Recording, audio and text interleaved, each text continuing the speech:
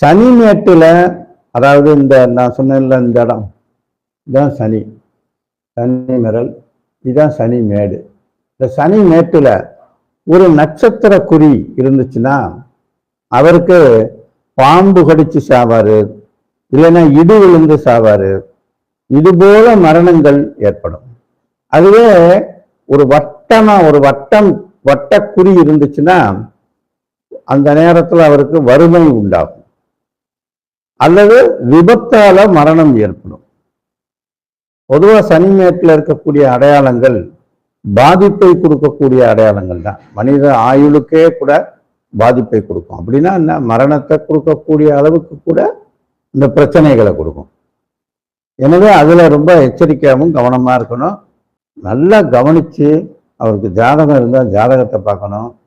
அல்லது அந்த வீட்டில் யாருக்கு ஜாதகம் இருக்கு, இப்போ இவருக்கு இல்லை, அவர் கையை மட்டும் காட்டுறாரு, அவர் கையில் இந்த மாதிரி ஒரு அடையாளம் இருக்கு, அவருக்கு இந்த மாதிரி ஒரு சிம்டம்ஸ் காட்டுதுன்னா உடனே மனைவி ஜாதகத்தை பார்க்கணும். மனைவிக்கும் இல்லைங்க, அப்போ ஒரு குழந்தை பிறந்திருக்கும்ல, அந்த குழந்தை மூத்த குழந்தையா இருந்தால் அது ஒரு ஆண் குழந்தையா இருந்துச்சுனாலோ அல்லது பெண் குழந்தையா இருந்தாலும் சரி அந்த ஜாதகத்துல தெரியும்.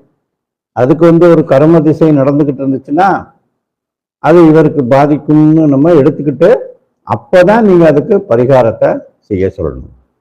ஒவ்வொன்றுக்கும் ஒரு விதமான பரிகாரங்கள் இருக்கு. பரிகார ஸ்தலங்களும் இஷ்டத்துக்கு அங்க போங்க இங்க போங்கன்னு சொல்லக்கூடாது. நீங்க பாருங்க, எல்லா கோவில்கள்லையும்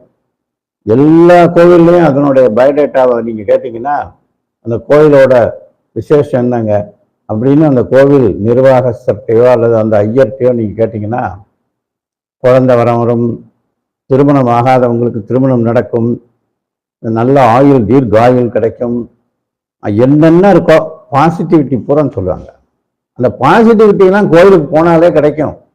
அது அந்த கோயிலுக்குன்னு இல்லை, எந்த கோயிலுக்குலையும் இருக்கும். ஆனா நமது முன்னோர்கள், ஒரு உதாரணத்துக்கு நான் சொல்றேன், திருக்கடையூர் அப்படின்னு அந்த கோவில், அந்த திருக்கடையூர் கோவில்ல உலகம் முழுக்க இருந்து நமது இந்துக்கள் 60வது வயது பூர்த்தியான உடனே, நாளையிலிருந்து 61 தொடங்க போது, இன்னைக்கோட 60 முடிஞ்சது.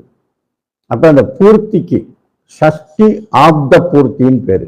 60 அன்றுடன் முடிகிறது. அது என்ன கிழமையா இருந்தாலும் சரி, சனிக்கிழமையா இருந்தாலும் சரி, செவ்வாய்க்கிழமையா இருந்தாலும் சரி, கரிநாளா இருந்தாலும் சரி, தலையிட்ட அவருக்கு அதுதான்.